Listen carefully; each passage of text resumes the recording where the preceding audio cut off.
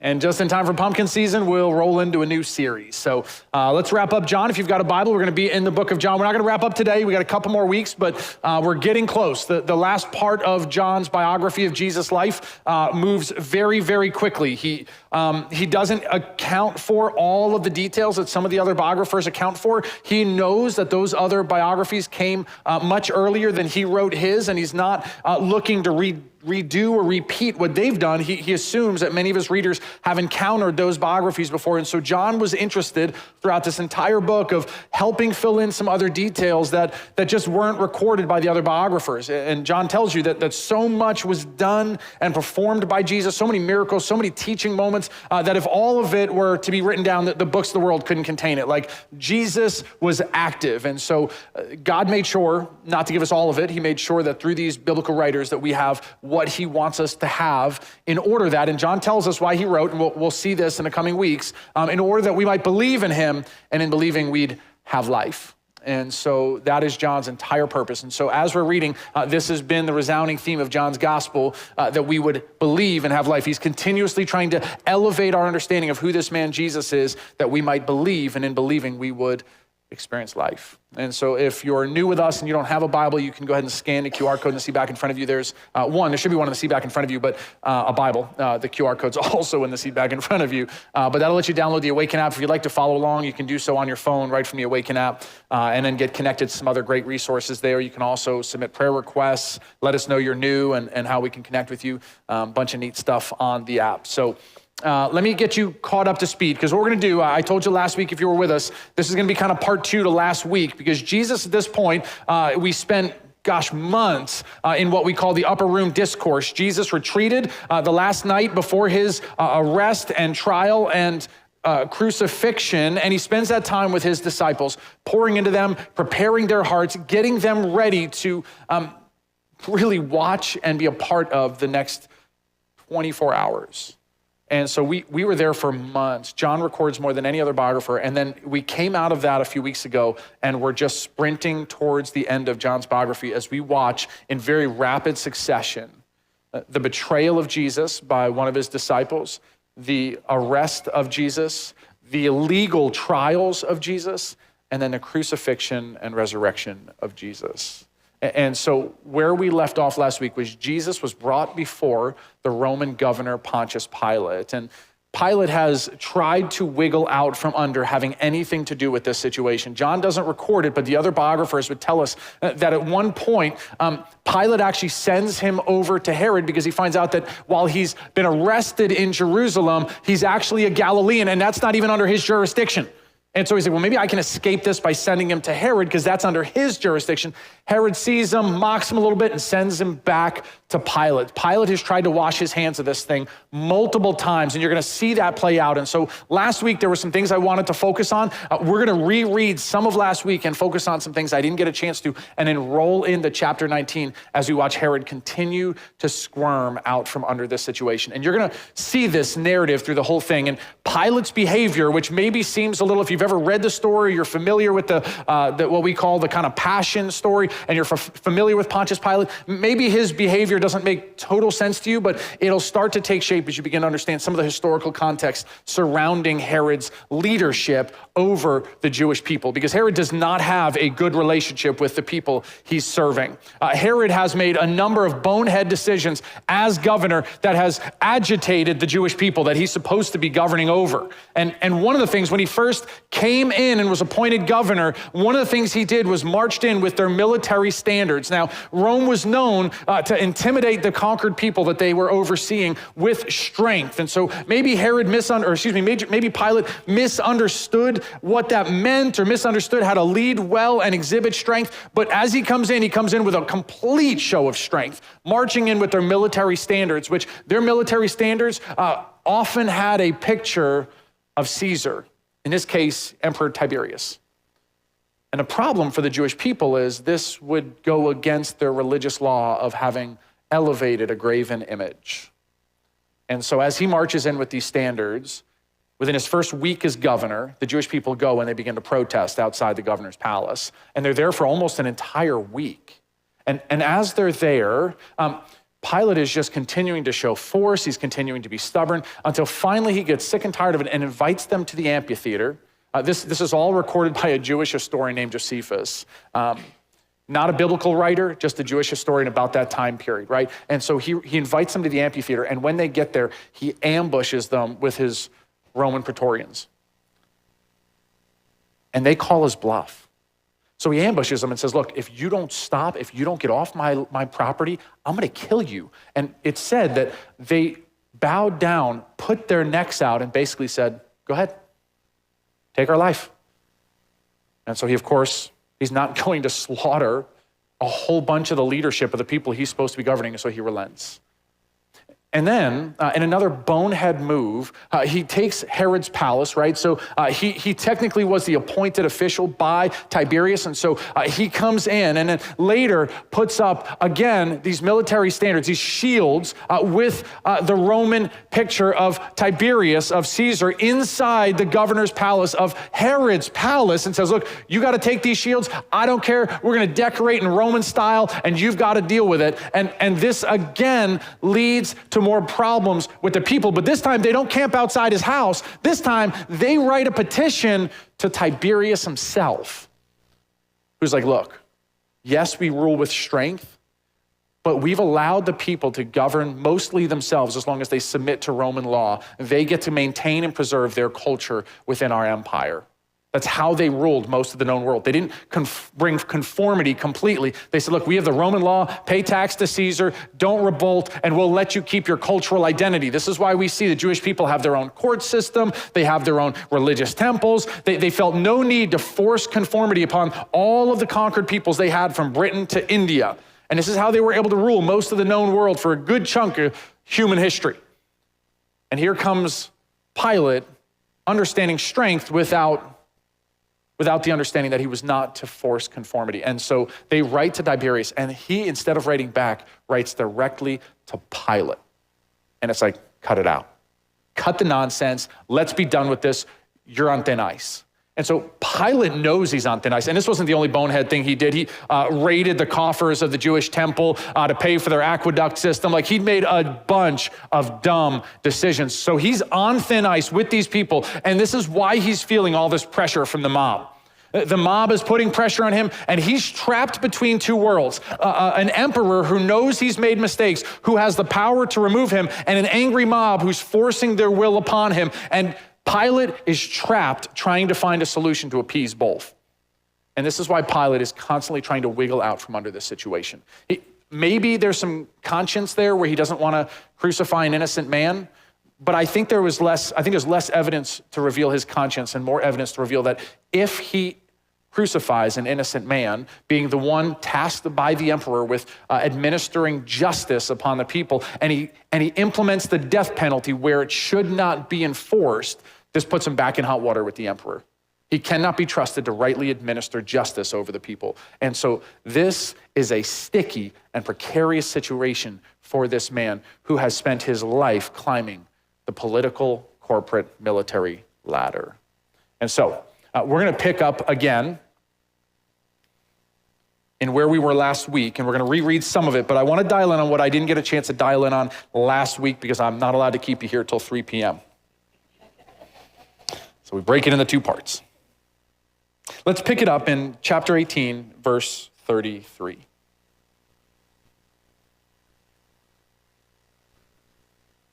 I'll let you turn there.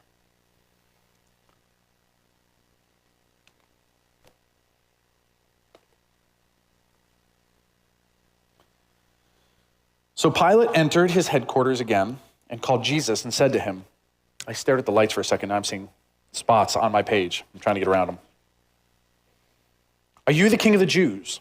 And Jesus answered, do you say this of your own accord, or did others say it to you about me? And Pilate answered, am I a Jew? Your own nation and the chief priests have delivered you over to me. What have you done?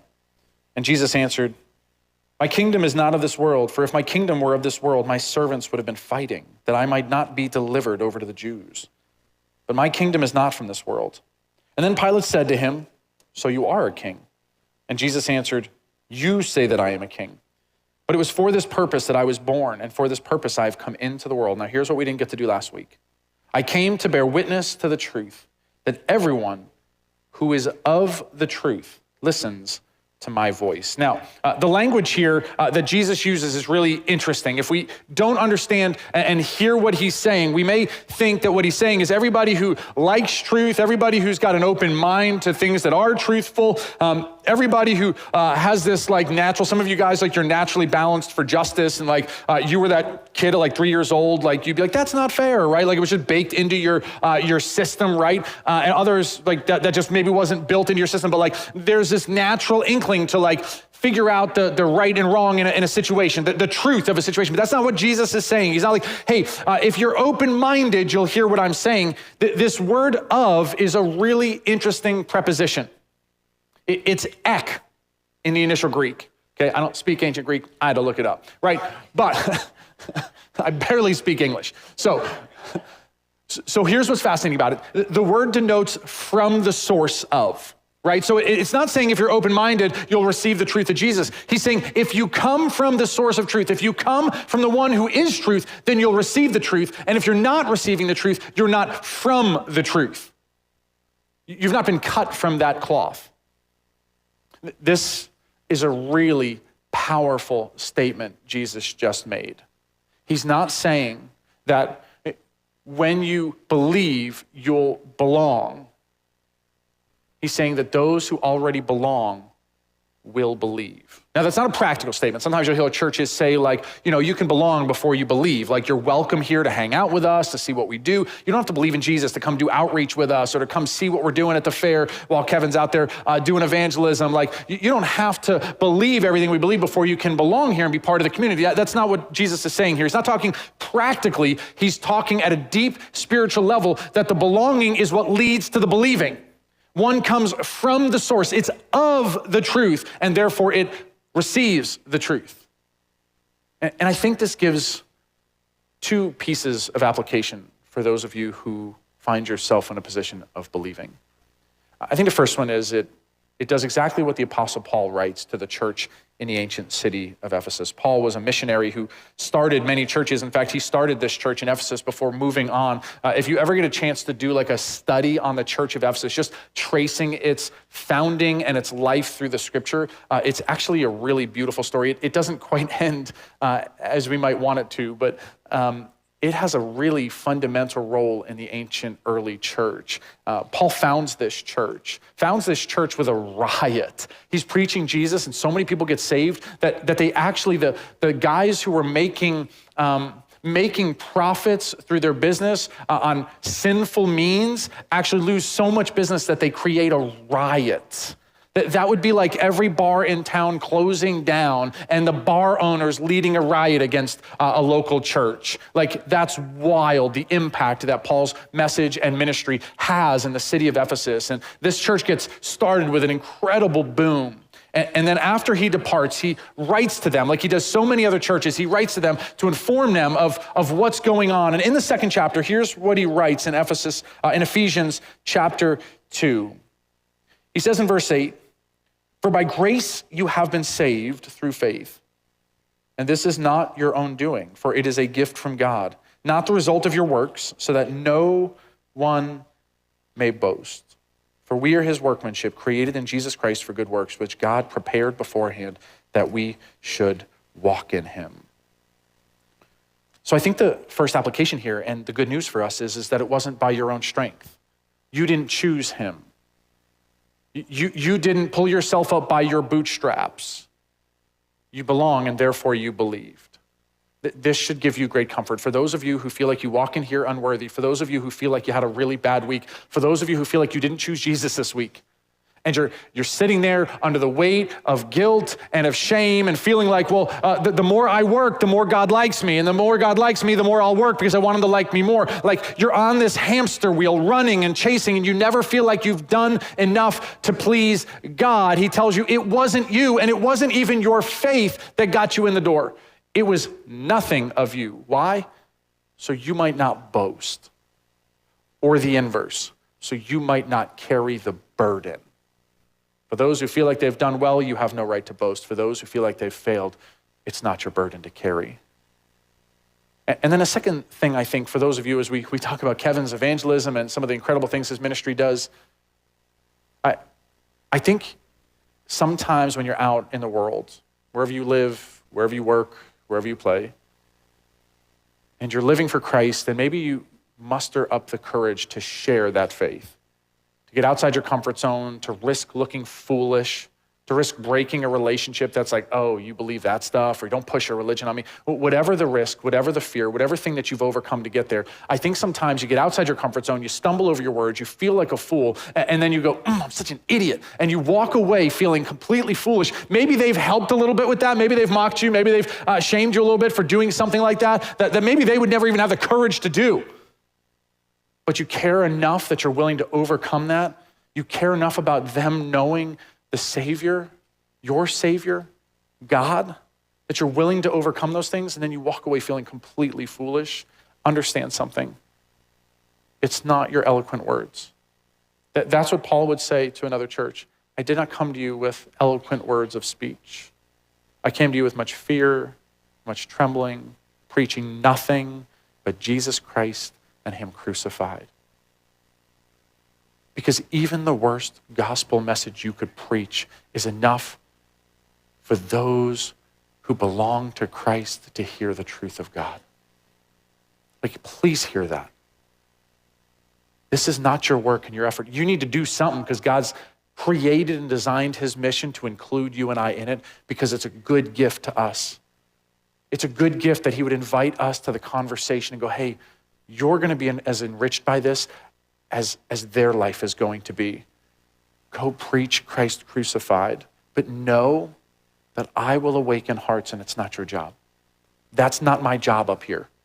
I could preach to a room and every word that comes out of my mouth, as long as it's accordance with Scripture, could fall on deaf ears. My job is not to awaken those ears. My job is to faithfully preach the word of God. That's my job. That's anybody who stands in this place, puts on a microphone, opens up a Bible, and speaks to you on Sunday morning. That's the job. Because those who are of the truth will receive the truth. And those who are not of the truth, it's not for me to decide. So I tell you this so that you might rest, both in the comfort, not feeling like you have to earn the work, and both in the mission as you go, not feeling like you need to produce the fruit, but simply sow the seeds. Let's keep going. Look at Pilate's response to Jesus making the statement, everyone who is of the truth listens to my voice. Pilate's gonna go, yeah, I don't care. Like, he affirms Jesus without realizing it. He walks right into this trap. Verse 38. Pilate said to Jesus, what is truth? Now, I think when we hear that through a modern lens. When we ask that question in 2026, we hear truth is relative. Everybody gets their own truth. We hear silly phrases like my truth. And I've already belabored this idea before, so I'm not going to spend too much time on it. But like, we're not entitled to our own truth. In fact, I would go so far as to say there's no place for the Christian to make the claim, my truth. It's God's truth or it's not truth.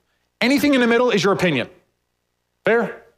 I mean, it's just your opinion. And here's the thing, we use that because it's a defense mechanism.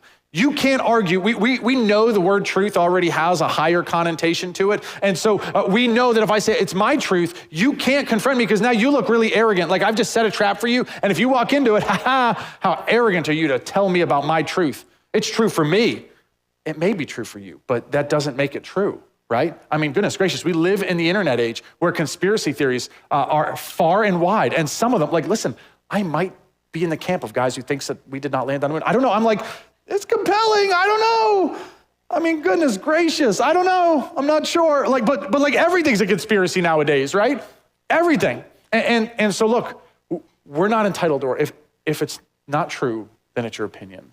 Or if it's not God's truth, then everything else that is subjective in our world is simply an opinion. And we don't like that because our opinions are subject to be challenged. Because my perception can absolutely be flawed. I might have missed a detail, I might have missed something, and that's up for negotiation, that's up for being challenged.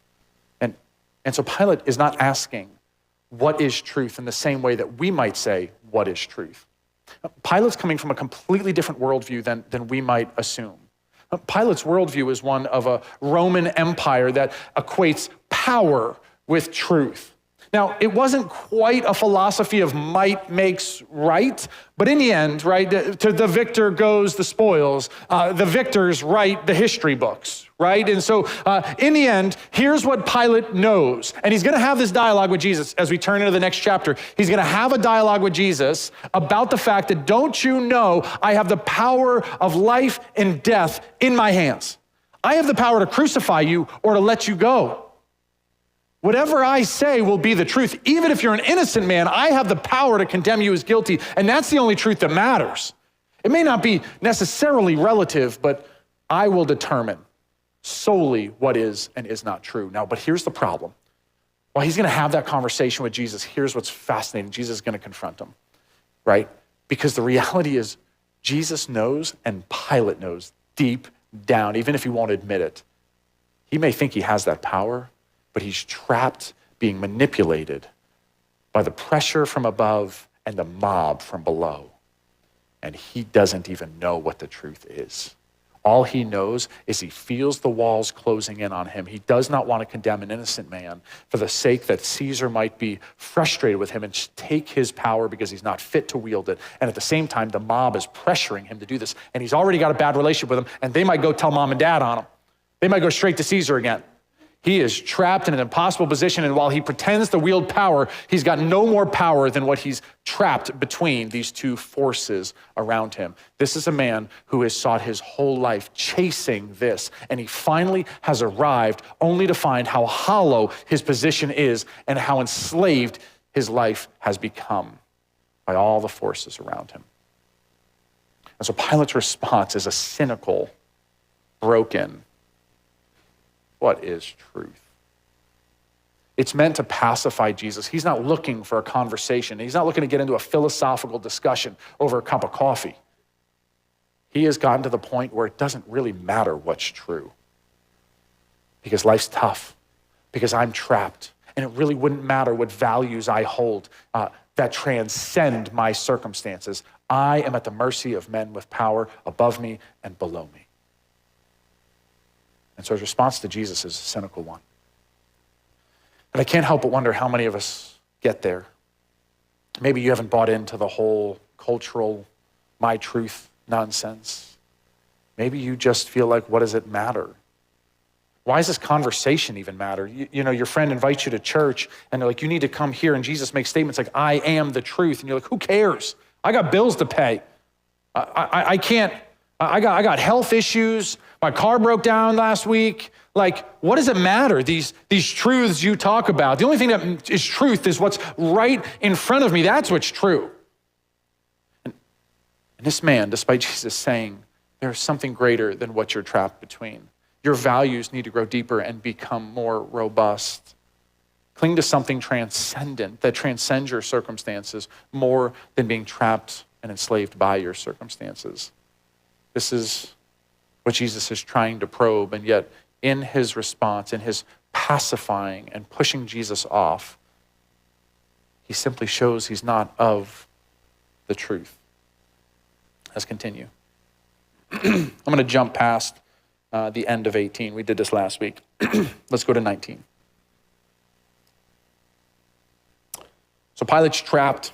He's trying to find a way out of this. How do I appease the hungry and angry mob? How do I not get in hot water with Caesar? This is his solution. Then Pilate took Jesus and he flogged him.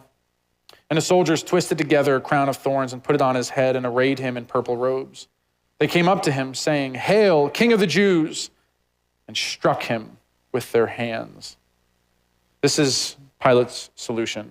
Luke would tell us, another biographer of Jesus' life, Luke would tell us that Pilate did all of this because he was hoping to appease the angry mob. He thought, if I could just beat this man bad enough, when they see his bloody, mangled face, when they see this horrific scene, they'll get squeamish and be filled with compassion, and that should satisfy their bloodlust. But it's not enough. Their rage is too much. And if you were with us last week, we told you that it wasn't enough to imprison this man. It wasn't enough to beat this man. They needed to discredit this man. And in the eyes of the Jewish people, the only way to do that is to point him and say, he is accursed. Because as long as Jesus was breathing, And it wasn't just his death. It had to be a death that the Jewish people would understand was accursed. This man could not be from God, because our own scriptures say that cursed is every man who hangs on a tree. And that man was hung on a cross. He must be accursed. He cannot be of God. How could he be of God if it doesn't even line up with how we've interpreted the scriptures to mean? They needed to discredit this man. Killing him would have just martyred him. They needed more than just his beating. And so despite this horrific scene, when it says he was flogged, it does not do justice. If you've ever seen The Passion of the Christ, you might get somewhat of a visual understanding. Many people wouldn't even make it to the cross if they were flogged first, because the flogging was such that they had these instruments that would literally tear flesh from muscle tissue, flesh from bone. Many times they would beat you so bad that your internal organs would be out of your body. You couldn't survive the flogging. And the crown of thorns, I don't know if you've ever seen the kinds of thorns. We're not talking about like a rose bush thorns. We're talking about like one of those thorn trees, right? Where the thorns are a good 1-2 inches long. They're sharp, they're brittle, they're dry. Pressed down into the bloodiest part of your body, right? Like, I don't know about you, but if you've ever been cut on your head, it just bleeds like crazy, even a little one, right? He's got blood, he's been beaten. And then in an utter act of humiliation and shame, the soldiers not only beat him, but begin to slap him in the face. As we said last week, John is he's not afraid to use irony. In fact, he uses it more than any other biblical author. And in this, he's showing these men make direct statements about the nature of who Jesus is while shaming him as king. Hail, King of the Jews, dress him in purple robes and put a crown on his head. John recognizes just how horrific this is, not just in the bloody mess that Jesus was, not just in how squeamish you might become at the visual nature of what they've done to Jesus, but in the reality that God in the flesh is being slapped by the very sinners he's come to save. That they would open hand slap this man in mockery. This is not how you treat a king. And this is the irony of John showing up again in this story. So Pilate's going to parade him out. Bloody, a mess. Probably the reason Jesus, unlike many who were crucified, dies only in a few hours hanging on the cross, opposed to the days that it sometimes took those on the cross to die. Verse 4. Pilate went out again and said to them, "See, I am bringing him out to you, that you may know that I find no guilt in him." So Jesus came out wearing the crown of thorns and the purple robe, and Pilate said to them, "Behold the man." And when the chief priests and the officers saw him, they cried out, "Crucify him, crucify him." And Pilate said to them, "Take him yourselves and crucify him, for I find no guilt in him." And the Jews answered him, "We have a law, and according to that law, he ought to die because he has made himself the Son of God." Now, this angry mob that Pilate hopes to pacify, to find a happy medium. He doesn't have to crucify and enact capital punishment, so Caesar won't get upset with him for crucifying this man that he's now just said twice that he's innocent, while hopefully appeasing the mob, but it just stirs their bloodlust. They cannot stand that this man continues to exist because it undermines their narrative, and they need to undermine his credibility. So they cry out and they stir up the mob, "Crucify him, crucify him, crucify him." And then they make this statement that I don't even think they meant to make, but to the Roman governor's ears instills fear in him. This man claims to be the Son of God. Now, to the Greco-Roman ear, the Romans adopted the Greek pantheon.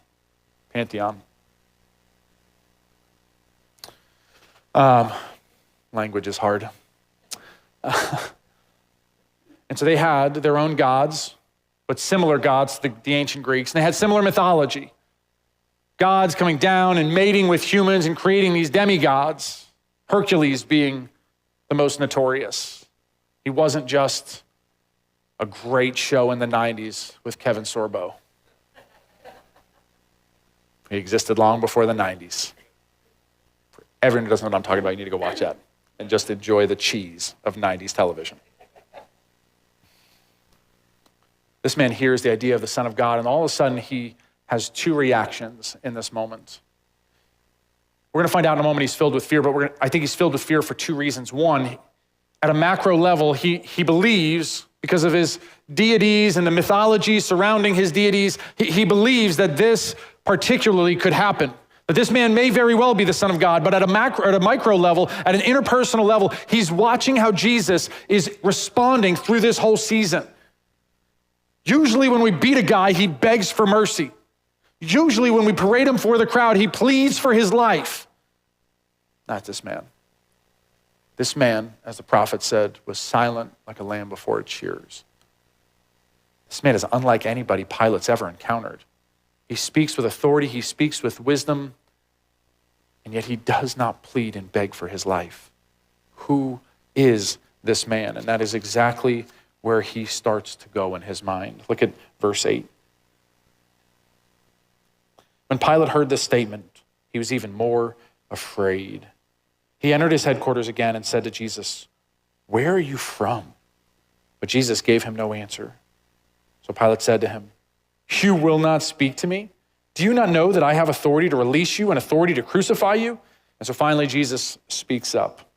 Verse 11, and Jesus answered him, "You would have no authority over me at all unless it was given to you from above.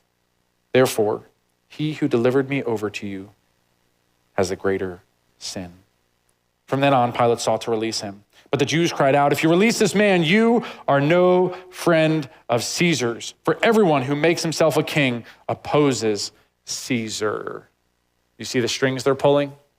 You see the game they're playing? Yeah, we got your number, Pilate. We know what you don't want. You don't want us to go to Caesar. You don't want us to tell him that you had a man claiming insurrection in your midst. Yeah, we'll spin the narrative, but that's okay. He's going to believe us. He believed us last time. He didn't even come back to us. He just went straight to you and spanked you, reprimanded you. Pilate knows he's trapped. It's checkmate. They pulled out the reverse guard, stamped it on the table and said, "You let this man go, we're going to Caesar." Pilate is trapped between these two forces. He has no greater truth but his own pursuits. And it's trapped him as a slave in those pursuits. Look at how Pilate responds.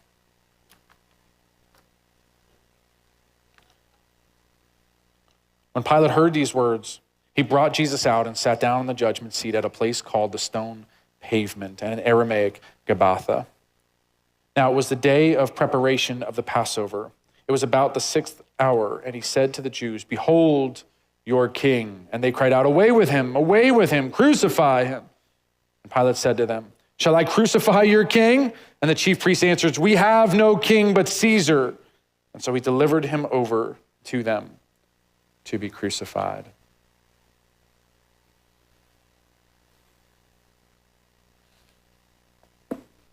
I think part of the story opens up for us an understanding of the impossible dynamic Pilate finds himself in.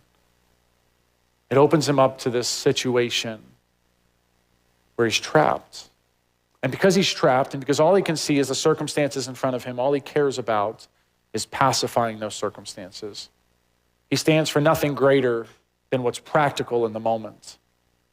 His values don't transcend this moment. His values transcend only power. And maybe you're not in a governor's position.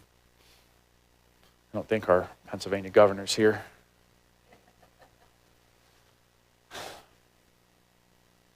But have you ever been trapped in an impossible situation? Trapped between forces that feel like there is an impossible decision to make. And in that moment, everything about who you are is threatened to be compromised because you don't see a way out. Because standing on what is true is harder than compromising it and pacifying those forces. Jesus calls Pilate to the truth, and Pilate can't see past this dynamic. So I think if you're here today and you don't know Jesus, maybe your friend brought you here, I think the question for you is, when you hear the truth, does it resonate? And if not, what is your truth? For Pilate, it was power. For the Jews, it was power. Every single person in this story encounters the living truth, and every single person has their own personal agenda for why they reject the truth. Every single one of them clings to the things of this world. It reminds me, one of the other biographers writes, I think it's in chapter 18 of Luke, about the rich young ruler. This young man comes to Jesus during his life and ministry, and he says, hey, I want to follow you. What do I need to do to be a better Jew? What do I need to do to follow you more completely? And he says, you know the commandments, keep them. And he goes, I've done all those things. And he goes, you lack something. You may be outwardly following the law. We don't know whether or not it's true or not. Maybe this guy's just arrogant and he thinks he's followed all the commandments. Maybe he actually has followed those commandments. But Jesus knows his heart and he says, one thing you lack, sell everything you have and follow me. And it says that the man went away sad because he had great possessions. He was in love with the world. One of the seeds that Jesus talks about in his parable of the sower that gets sown is the seed that grows up and gets choked out by the cares of the world. There's so many worldly things that vie for your attention. The question for you, if you have not met Jesus, you don't know Jesus, you were brought here for the first time, the question for you is, what is your deepest truth? What is the thing you cling to above all else? If it's not Jesus, then it is the cares of this world. There's only two categories. It's something of this world that you have clung to that has been elevated beyond Christ. And if it has not ensnared you yet, it will. You just don't see it yet. Pilate was always trapped. A circumstance hadn't arrived yet that proved it. He thought he was in control. He thought he had power. He marched into the Jewish territory, strength, bearing the military standard, soldiers, letting them know who's in charge. Until the day they stuck their necks out and said, go ahead, take our heads. He realized in that moment he was not in charge. And in this moment, it's reminding him again just how boxed in and enslaved he actually is to the cares of this world. And if you're a believer in here, you've been walking with Jesus for some time, I think the same message applies. See, we're not so different, Christians and non-Christians. We struggle with the same sins and we struggle with turning our hearts over to Jesus fully. Are there places in your life where you've compromised what is true, what Christ is calling you to? Maybe it's as simple as just doing the uncomfortable thing and sharing your faith with someone at work.